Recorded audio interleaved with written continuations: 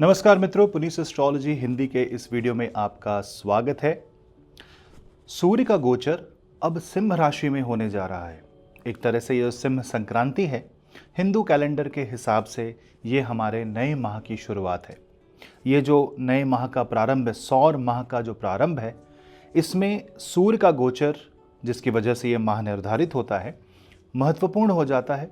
क्योंकि हर महीने सूर्य तो अपना राशि परिवर्तन करते हैं, परंतु उसके आसपास ग्रहों की स्थिति परिस्थिति कैसी बनती है, ये हमारे राशि पे बहुत गहरा प्रभाव डालते हैं। हमारी जो जन्म राशि है वो चंद्रमा से निर्धारित होती है, परंतु जो चंद्रमा है वो सूर्य के प्रकाश को ही, आत्मा के प्रकाश को ही रिफ्लेक्ट करते हैं। वो हमारे मन को निर्धारित करते हैं, हमारे मन की गति को बताते हैं कि हमारा मन, हमारी मानसिकता, हमारी इमोशंस, इच्छाएं कैसी रहेंगी।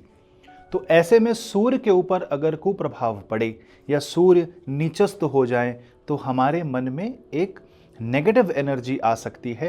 रोशनी यानी प्रकाश का अभाव हमारे जीवन में तामसिकता भर सकता है। परंतु जब सूर्य अपनी स्वयं की राशि में जाते हैं तो आपको बहुत सारी चीज़ें ये देखे जाएंगे। अपनी राशि में सूर्य बली हैं, सिंह राशि है, सिंह राशि अग्नि तत्व की राशि है, लीडरशिप की राशि है, तो आपके अंदर भी वो सारे गुण आने लगेंगे। आप लीडरशिप की ओर आगे जाने लगेंगे और साथ ही साथ आपके कार्य जो रुके हुए हैं वो पूरे होने लगेंगे। यहाँ पे आपको अपनी साधना बंद नहीं करनी चाहिए। भगवान नारायण की उपासना करें, ओम नमो भगवते वासुदेवाय का जाप करें। साथ ही साथ हम इस वीडियो में ये भी चर्चा करेंगे कि हर राशि के ऊपर इसका कैसा रहेगा प्रभाव, और कुछ उपाय अंत में मैं बताऊंगा जो आप घर बैठे बैठे कर सकते हैं। सहज उपाय, सिंपल उपाय, ताकि आपके कुंडली में जो उपस्थित सूर्य हैं वो अति बली हो जाएं और आपको अच्छा परिणाम दें। साथ ही साथ अगर आप मुझसे कंसल्टेशन लेना चाहते हैं तो आप नीचे दिए गए ईमेल आईडी पे मुझे ईमेल कर सकते हैं। और अगर आप एक ऐसी कुंडली पीडीएफ रिपोर्ट लेना चाहते हैं जो 250 से 300 पेज की रिपोर्ट है, जिसमें न्यूमरोलॉजी सेक्शन भी एडेड है, जहां पे आप न सिर्फ अपने दशा महादशा, अपने हॉरोस्कोप, सारे चार्ट्स, डिविजनल चार्ट्स पढ़ सकेंगे, बल्कि आपको 10 साल की एक बर्ड्स आई प्रेडिक्शन अवश्य मिलेगी, जिससे आपको अपने हॉरोस्कोप के बारे में बहुत कुछ जानने मिलेगा। ये एक सिस्टम जनरेटेड रिपोर्ट रहेगी जो कि आप अपने पास एज अ पीडीएफ उसे फ्यूचर रेफरेंस के लिए रख सकते हैं। अगर आप कोई वीडियो अच्छा लगे तो लाइक करें, सब्सक्राइब अवश्य करें, ताकि मैं आपसे और अधिक जुड़ सकूं और नए वीडियोस ला सकूं। शुरू करते हैं सूर्य का गोचर सिंह राशि में, उसका प्रभाव हर राशि पर। मेष राशि वाले जातकों के लिए प्रोडक्टिविटी बढ़ेगी, पढ़ने और के नए आयाम बनेंगे। स्टूडेंट्स के लिए बहुत अच्छा समय है। जो व्यक्ति एडटेक इंडस्ट्री से जुड़े हैं उनके लिए बहुत अच्छा समय है। संतान पक्ष से आपको बहुत सुख का अनुभव होगा और साथ ही साथ आप ये भी देखेंगे कि आपके जीवन में जो संतान सुख है वो प्राप्त हो सकता है और आपके जीवन में जो मेडिकल इश्यूज हैं वो दूर हो सकते हैं। पर आपको पेट संबंधी विकार भी उत्पन्न हो सकते हैं, पित्त भड़क सकती है, तो यहाँ पे आप अपनी हेल्थ का ध्यान भी रखें। नए इनकम सोर्सेज बनेंगे, नए आइडियाज़ आएंगे, आइडियाज़ को लिख के रखें और जो पॉजिटिव है, जो प्रोडक्टिव है, जो पॉसिबल है, उसे एग्जीक्यूट करते रहें। वृषभ राशि वाले जातकों के लिए घर, धन संबंधी परेशानियां दूर होंगी और साथ ही साथ आपके घर में एक नई ऊर्जा प्रवेश होगी। साथ ही साथ सूर्य का गोचर आपके चतुर्थ भाव में होने के कारण आपके मन में उत्साह भी रहेगा, कॉन्फिडेंस आएगा, लीडरशिप स्किल्स आएगी। लेकिन रात्रि में काम न करें। 4th हाउस का सन कभी कभी ईगो ला सकता है परिवार में, तो आपसी मतभेद से बचें। कॉन्फिडेंस को बढ़ाने के लिए अपने करियर पर ज़्यादा फोकस करें, लेकिन घर को इग्नोर न करें। ऐसा भी हो सकता है कि घर का वातावरण आपके कर्म क्षेत्र में बाधा बन सकता है। इसके लिए वर्क लाइफ बैलेंस को मेंटेन करना आवश्यक है। सूर्य देव को जल चढ़ाएं और साथ ही साथ आदित्य हृदय स्तोत्र का जाप करें। मिथुन राशि वाले जातकों के लिए सूर्य का गोचर तृतीय भाव में होकर के भाइयों के साथ संबंध बिगाड़ सकता है। अगर आप ईगो बेस्ड कम्युनिकेशन करते हैं, आपकी बॉडी लैंग्वेज में कॉन्फिडेंस होगा पर अति उत्साह अच्छी बात नहीं है। ओवर कॉन्फिडेंस आ सकता है, तो उसमें आप संयम बरतें। और ओवर कॉन्फिडेंस में आकर के कुछ भी आप बोल जाएंगे तो वहाँ पे आपका नुकसान हो सकता है। स्किन रिलेटेड दिक्कत आ सकती है, साथ ही साथ आपको हाथों में चोट लग सकती है। तो अगर आप अग्नि के सामने कोई काम करते हैं, अगर आप यज्ञ करते हैं, दिया जलाते समय या इवन खाना बनाते समय आप थोड़ा सावधानी बरतें।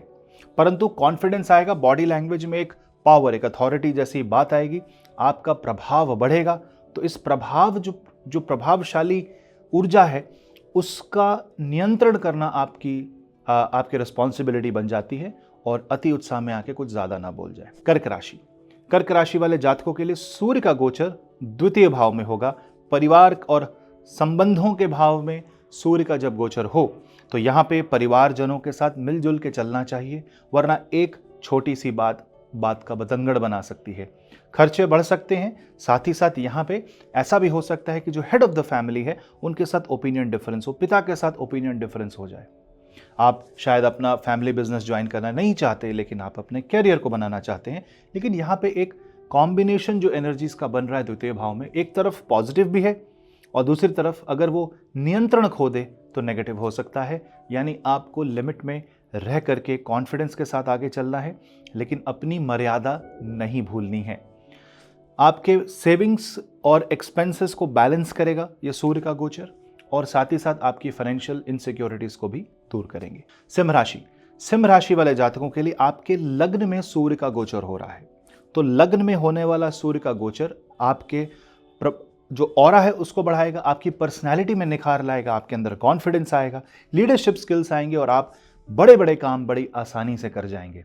इस एक महीने में अगर आप ध्यान से देखें तो आपको भगवान शिव की आराधना करनी चाहिए। ओम नमः शिवाय या नमः शिवाय का जाप करने से, भगवान शिव के मंदिर जाने से, नतमस्तक होने से, क्योंकि इस लग्न में सूर्य हो और व्यक्ति ईश्वर के आगे नतमस्तक हो जाए तो अति प्रभावशाली हो जाता है व्यक्तित्व। तो वैसा ही आपको करना चाहिए। बस अपने पावर और अथॉरिटी को एक्सप्रेस करने से पहले ये भी देख लें कि उसका असर सामने वाले पे कैसा पड़ेगा। लीडरशिप स्किल्स होनी जरूरी है, पर बॉसी एटीट्यूड नहीं होना चाहिए। कन्या राशि, अगर आपकी कन्या राशि है तो सूर्य का गोचर आपके द्वादश भाव में होने वाला है। द्वादश भाव में सूर्य का गोचर दूर यात्रा करा सकता है। देश विदेश की यात्रा में आपको प्रॉफिट हो सकता है, बिजनेस में एक्सपोर्ट एंड इंपोर्ट में आपको प्रॉफिट हो सकता है। परंतु अगर कॉन्फिडेंस हिला तो नुकसान भी हो सकता है। यहां पे आपको डर के कोई काम नहीं करना, आपको अननोन टेरिटरीज एक्सप्लोर करनी चाहिए और साथ ही साथ अपनी निद्रा का ध्यान रखें। स्लीप डिसऑर्डर हो सकता है, स्लीप रिलेटेड प्रॉब्लम हो सकती है, अननेसेसरी कन्फ्लिक्ट रात में हो सकता है, तो विचारों में मतभेद आएगा, आपको सोने नहीं देंगे, बहुत ज़्यादा एक्टिव थॉट्स रहेंगे। तो उसके लिए थोड़ा सा मेडिटेशन करें रात में, और मेडिटेशन करके आप निद्रा करें। हनुमान चालीसा का जाप आप करते रहें और यहाँ पे अनावश्यक खर्चों से बचें। पिता के साथ संबंधों में थोड़ी सी बिगाड़ आ सकता है, उनके स्वास्थ्य को लेकर चिंता हो सकती है। तुला राशि वाले जातकों के लिए सूर्य का गोचर एकादश भाव में होगा। एकादश भाव एक ऐसा भाव है जो आपको सिर्फ देता है, लेता कुछ नहीं। तो यहाँ पे सूर्य देव जब प्रवेश करते हैं तो आपकी विशेष फुलफिल होती हैं, आपके जीवन में तरक्की होती है।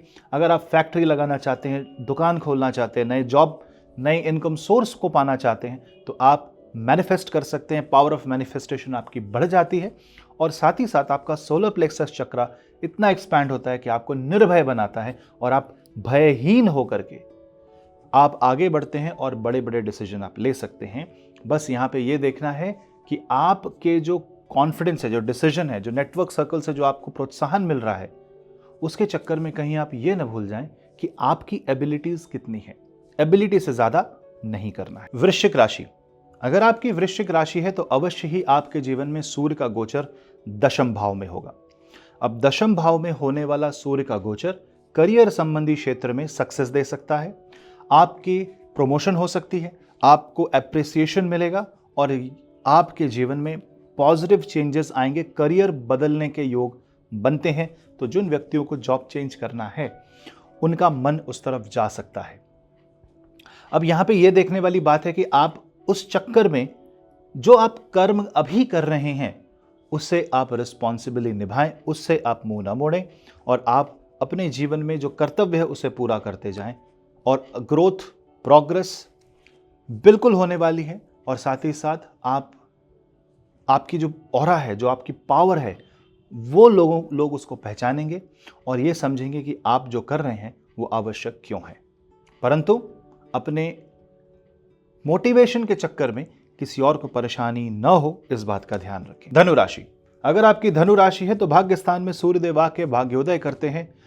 जगह जगह से मान सम्मान मिलेगा, आपकी ख्याति देश विदेश तक पहुंचेगी और आप नेम और फेम को प्राप्त करेंगे। साथ ही साथ धन संबंधी विकार भी दूर होता है। आपके जो एफर्ट्स हैं, जो आपने एक्सप्रेस किया, जो आपने एफर्ट किया, लोग उसको अप्रिशिएट करेंगे।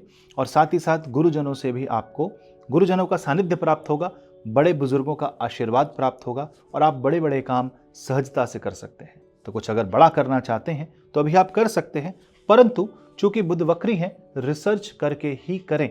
बिना रिसर्च के अतिशयोक्तिपूर्ण उत्साह के साथ लिया गया कदम आपके जीवन में बहुत सारी कठिनाइयां ला सकता है। एक्साइटमेंट में काम नहीं करना, लेकिन एक्साइटेड होकर के पॉजिटिव एटीट्यूड के साथ आगे बढ़ना है। कुछ भी नया स्टार्ट करने के योग बनते हैं। साथ ही साथ जो स्टूडेंट्स हैं, जो टेक्निकल एजुकेशन करते हैं, जो गवर्नमेंट जॉब में जाना चाहते हैं, उनके लिए बहुत अच्छा समय है। मकर राशि, अगर आपकी मकर राशि है तो सूर्यदेव का गोचर आपके अष्टम भाव में हो रहा है। अष्टम भाव में होने वाला सूर्य का गोचर आपके जीवन में बहुत सारे नए आयाम लेकर के आता है। लोगों के जो सस्पेंस है वो खुलता है और जो सीक्रेट्स है वो सामने आ जाते हैं। तो यहाँ पे ट्रांसफॉर्मेशन का समय है। ऐसे में साधना करनी चाहिए, रिसर्च करनी चाहिए और फादर इन लॉ के साथ नए काम स्टार्ट करने के योग बनते हैं। साथ ही साथ यहाँ पे पत्नी के स्वास्थ्य को लेकर के थोड़ी चिंता हो सकती है और वाद विवाद से बचना चाहिए, वरना इस वक्त कही गई बात लंबे समय तक लोगों को याद रहेगी। तो यहाँ पे इन्वेस्टमेंट का समय है, लॉन्ग टर्म सोचने का समय है, लूप होल्स को बंद करने का समय है, अपनी गलतियों को सुधारने का समय। अगर आपकी कुंभ राशि है तो सूर्य का गोचर आपके सप्तम भाव में होगा। सप्तम भाव में होने वाला सूर्य का गोचर आपके लिए बहुत ही ज्यादा शक्तिशाली है, परंतु यही आपको आइसोलेट कर सकता है। 7th हाउस में आपके लाइफ पार्टनर के जीवन से आपको तरक्की दिखेगी, जिसकी वजह से आपके जीवन में खुशियां आएंगी, परंतु कहीं ना कहीं आपका जो वक्री शनि है वो आपको आपसे ज़्यादा सामने वाले के ऊपर फोकस करने पे विवश कर देगा। तो यहाँ पे अपनी लाइफ और अपने पार्टनर के साथ जो लाइफ है उसको बैलेंस करके चले। नई बिजनेस खुलने के योग बनते हैं। साथ ही साथ आपको नई नई जगहों से अपॉर्चुनिटीज़ भी आएगी। और 7th हाउस में सूर्य तभी कार्य करते हैं जब आप अहंकार को त्याग दें। तो अगर आप अहंकार विवश होकर कार्य करेंगे तो आपको असफलता प्राप्त होगी, लेकिन अगर आप सबको ऐसे टीम लीड बन के चलते हैं, टीम में काम करके आगे चलते हैं, तो आपको अवश्य यहाँ पे सफलता मिलेगी और लोगों का साथ मिलेगा। मीन राशि, मीन राशि वाले जातकों के लिए सूर्य का गोचर छठे भाव में होगा। छठे भाव में सूर्य का गोचर आपके स्वास्थ्य को ठीक कर सकता है। देखिए, सारी औषधियां सूर्य और चंद्र द्वारा ही, जो उनकी रेज होती है, जो उनकी किरणों से बनती है। औषधि क्या है? प्रकृति में उत्पन्न वनस्पति। वनस्पति अपना जो औषधि तत्व है वो लेके आती है सूर्य की किरणों से, चंद्रमा की किरणों से, फोटोसिंथेसिस से। सब वही प्रकृति का खेल है। तो यहाँ पे जब सूर्य छठे भाव में जाते हैं तो हॉलिस्टिक लिविंग, आयुर्वेदिक लाइफस्टाइल, साथ ही साथ सात्विक भावना, इससे आप अपने हेल्थ को सुधार सकते हैं। उसके साथ साथ यहाँ पे कंपटीशन में विजय, कोर्ट केस में विजय के योग बनते हैं, परंतु शत्रु भी उतना ही पावरफुल होगा। तो यहाँ पे अगर आप हेड ऑन कोलिजन करने जाएंगे, लड़ने जाएंगे, तो बात नहीं बनेगी। ज्ञान से, क्रिएटिविटी से, लॉजिक और सेंस लगा करके अगर आप डिसीजंस लेंगे तो आपको फायदा मिलेगा। साथ ही साथ सूर्य जब छठे भाव में जाएं तो वो द्वादश भाव को देखते हैं। तो यहाँ पे अगर आप कोई ऐसा जॉब पाना चाहते हैं जो गवर्नमेंट जॉब हो फॉरेन सेक्टर में, या आप ट्रैवलिंग से रिलेटेड जॉब करना चाहते हैं, या आप ऐसा बड़ा लीडरशिप रोल चाहते हैं और आप एलिजिबल हैं, तो आपको अवश्य ही इसमें सक्सेस मिलने के योग बनते हैं। परंतु पिता के साथ वाद विवाद बढ़ सकता है, इस बात का ध्यान रखें।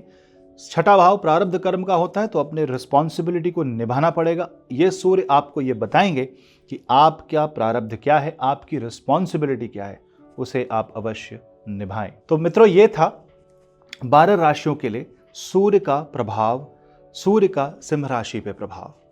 तो यहाँ पे आपको ये देखने की आवश्यकता है कि जब सूर्य सिंह राशि में जा रहे हैं तो बुध भी उसी समय वक्री हो रहे हैं, और बुध वक्री होकर के सूर्य के साथ एक कोलिजन पाथ पे जाते हैं।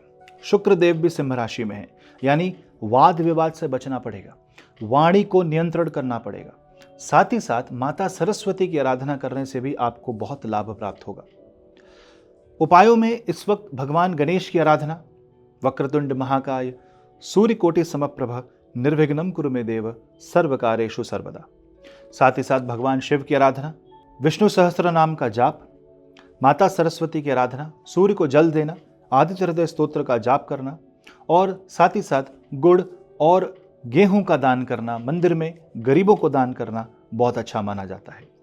साथ ही साथ आप कॉपर का सूर्य यंत्र भी घर में आप स्थापित कर सकते हैं। आप सूर्य से संबंधित पूजन भी करवा सकते हैं और अपनी कुंडली में जो आपके पितृदोष हैं या जो बुरे ग्रह हैं उसका उपाय भी इस वक्त हो तो अति उत्तम है, क्योंकि जैसे ही सूर्य सिंह राशि में जाते हैं, बृहस्पति वृषभ राशि में जो उपस्थित हैं वो सूर्य से दशम हो जाते हैं। यानी धार्मिक कार्य करने से सूर्य का बल बढ़ेगा। तो यहाँ पे अगर आप पूजा न भी कराएं तो कम से कम स्वयं आप जाप करें, ब्राह्मण भोजन कराएं और आप लगातार कोई न कोई शास्त्र का अध्ययन करते रहें। चाहे आप जीवन में कोई भी कार्य कर रहे हो, 15 मिनट अवश्य निकालें। आशा करता हूँ सूर्य का गोचर हम सब पे ऐसे ही प्रकाश डाले और हमारे जीवन में आध्यात्मिक उन्नति और भौतिक उन्नति दोनों हो। मिलता हूँ मैं आपसे अगले वीडियो में। वीडियो को लाइक, शेयर और चैनल को सब्सक्राइब अवश्य करें। मैं आपका होस्ट पुनीत, नमस्ते।